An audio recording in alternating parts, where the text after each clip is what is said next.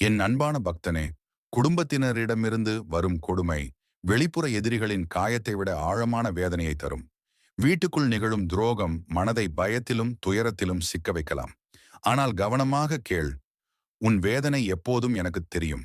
நீ அமைதியாக சிந்தும் ஒவ்வொரு கண்ணீரையும், தூக்கமின்றி கழியும் ஒவ்வொரு இரவையும், உன் உள்ளத்தில் இருக்கும் ஒவ்வொரு பயத்தையும் நான் அறிவேன். மற்றவரின் இருளால் உன்னை இழந்து விடாதே. மிரட்டல், அவமானம், சூழ்ச்சி, வீட்டின் அமைதியை அழித்தல், இவற்றை செய்பவர் தங்களின் செயல்களால் கனமான கர்மாவை உருவாக்கிக் கொள்கிறார்கள். நீ தீமைக்கு தீமையால் பதில் கொடுக்க வேண்டாம். உன்னையும் உன் குடும்பத்தையும் காப்பாற்று. உண்மையில் நிலைத்து நில். என் வேல் என்பது போரின் ஆயுதம் மட்டுமல்ல. அது பயம், அநியாயம், மறைந்த விஷம் ஆகியவற்றை அழிக்கும் தெய்வீக ஒளி. அந்த வலிமையை உன் உள்ளத்தில் தாங்கிக் கொள். அவர்களின் வார்த்தைகள் உன் மனதை உடைக்க விடாதே. அவர்களின் கோபம் உன் அமைதியை திருட விடாதே. பயம் உன் எதிர்காலத்தை கட்டுப்படுத்த விடாது.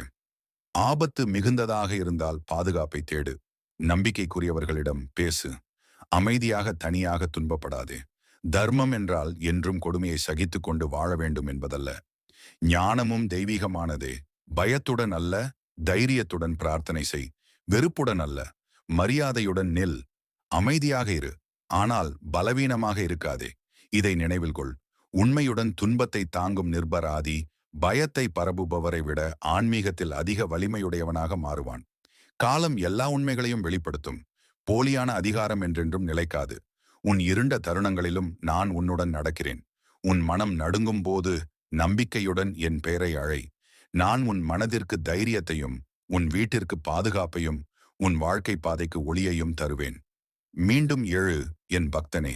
நீ பயத்தில் வாழ பிறக்கவில்லை. உண்மை, தைரியம், தெய்வீக அருள் ஆகியவற்றில் நிலைத்து வாழ பிறந்தவன் நீ.